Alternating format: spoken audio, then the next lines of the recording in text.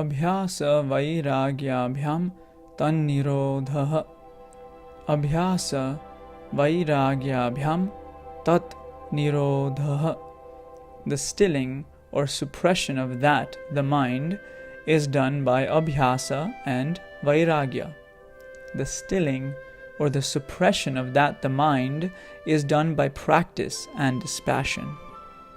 In this video, we are going to talk about Abhyāsa and Vairāgya, practice and dispassion or detachment. In the previous 5 videos, we talked about the 5 fluctuations of the mind, the 5 vrittis, pramana, viparya, vikalpa, nidra, and smruti.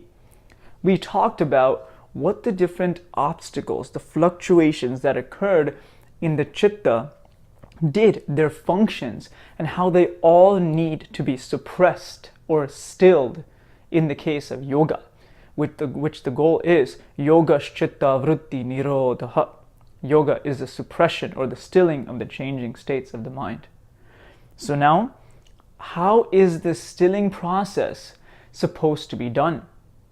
How does one go about suppressing the source from which the fluctuations of the mind emerge? The next sutra, 1.12, explains how this is done. So, as said before, we have Abhyāsa Vairāgyabhyam tannirodhah. Now this translates as nirodhah, from the root rudh, nirudh, to suppress, to check, to stop, right? So nirodhah, the suppression or the stilling of tat. Tat means that, the suppression of that. This word that is referring to a previous sutra, which is referring to the mind, the chitta. So the suppression of that is done by Abhyāsa Vairāgya. So it says Vairāgya Bhyam because this is the dual ending, the instrumental dual ending, which means by or with. So by or with Abhyāsa Vairāgya. So the stilling of the mind is done by practice, Abhyāsa, and Vairāgya, dispassion. So now, Patanjali has this amazing way, even sutra literature has this amazing way of introducing, listing things first, and then going into what each component of the list is.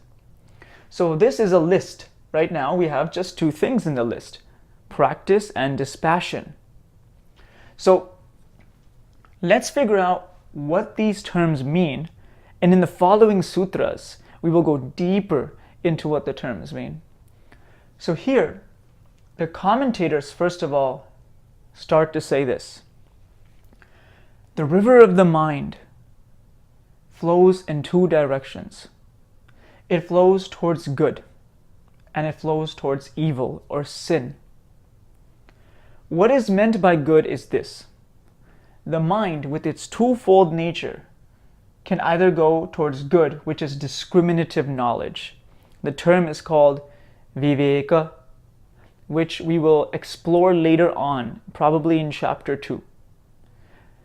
Viveka, however, for now, discriminative knowledge is this: when I walk into a room, and let's say a person comes up to me, says something to me, insults me, and hurts me, my ability to know that that entity in front of me is a combination of matter and soul is discrimination.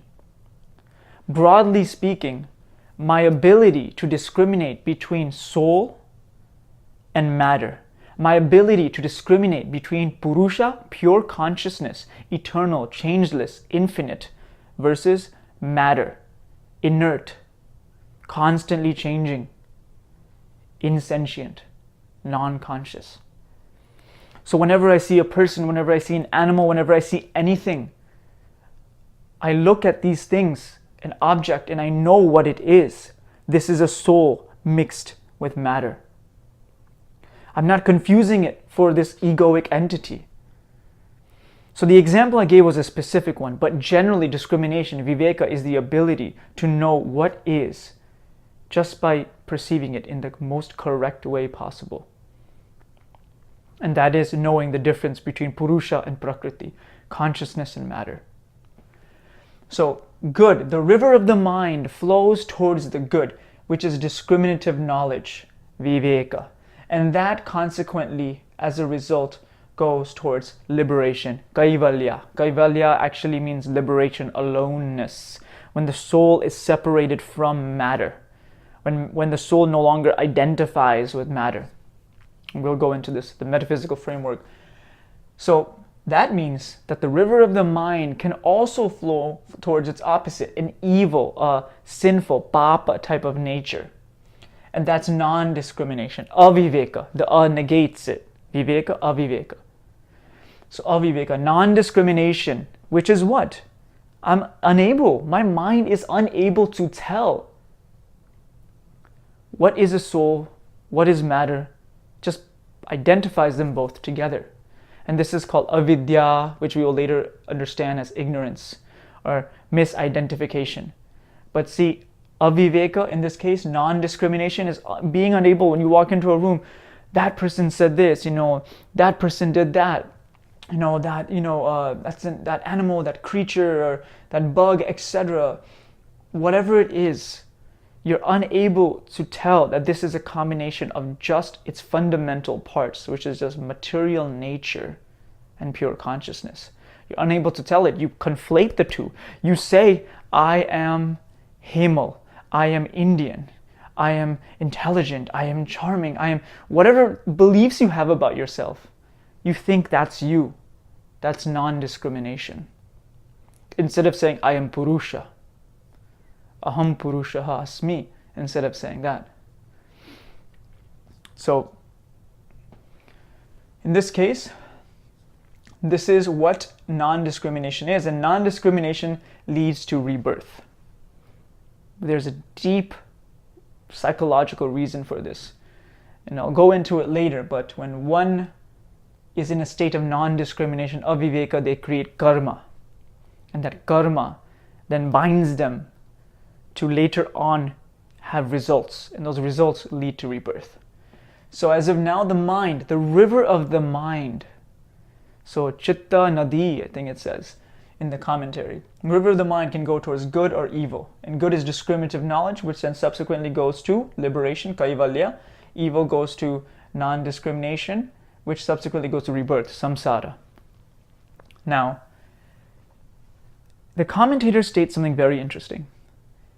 In these two conditions, first and foremost, this is a very important fact in yoga to understand, that the senses, or the sense organs actually, the sense organs, hearing, tasting, smelling, touching, seeing, right?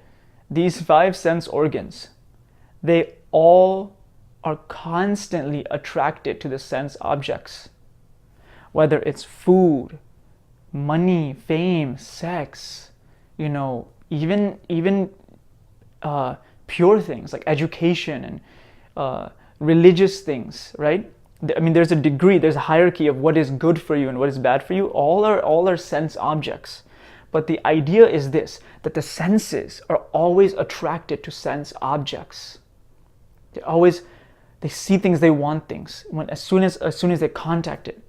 Now, whether certain sense objects are good for you, like a religious talk or a spiritual talk versus, talking smack about your friends and stuff like that with a group of people, there's a difference. But the point is that the senses are always contacting and going towards the sense objects all the time.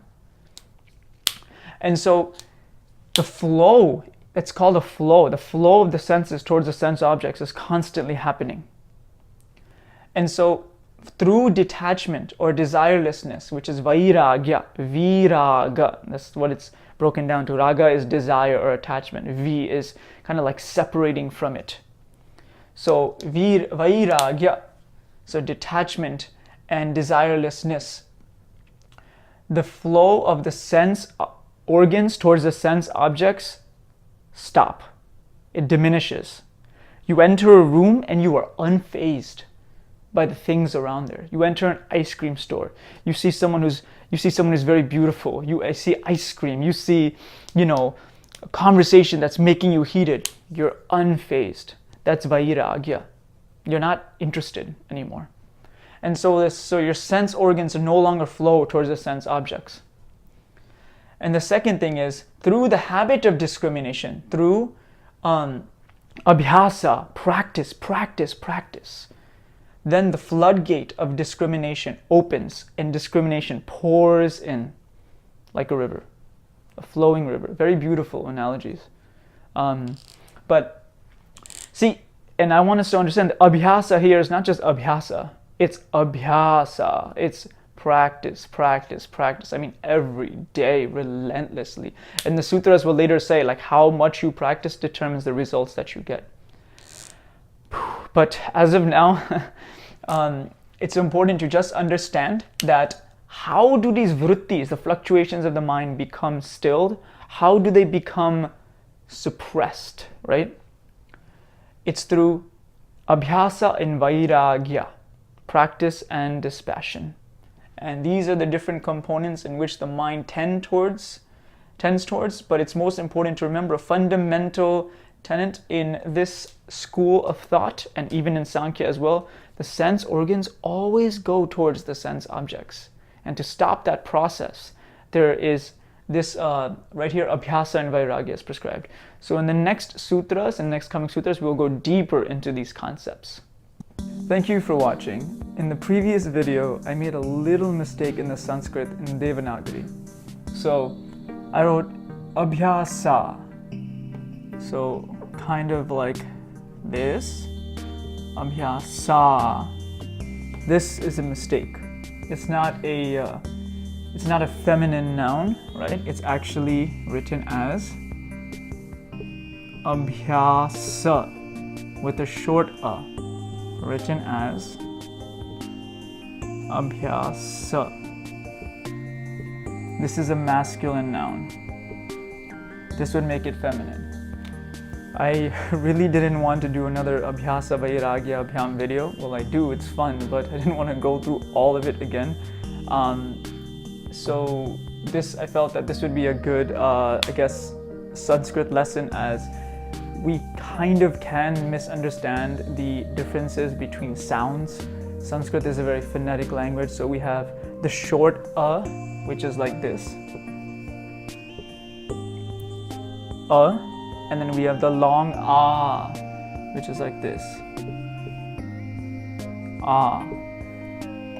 So in a letter, if we were to just write Abhyāsa, the is kind of already implied. But if you add a separate danda, which is a separate line, which is right here, that kind of adds that this is a sa, so this would just be a sa. If you add a danda to it, which is a way to add an ah sound, it'll be sa.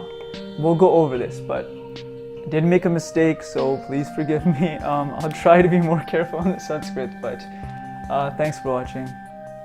The key terms include Abhyāsa, meaning practice, Vairāgya, meaning detachment or dispassion, from Vairāgya, Nirodha, stilling or suppression, from the root nirudh, to suppress, Vritti, meaning fluctuation or activity, Kaivalya, meaning liberation or aloneness, and Viveka, meaning discrimination.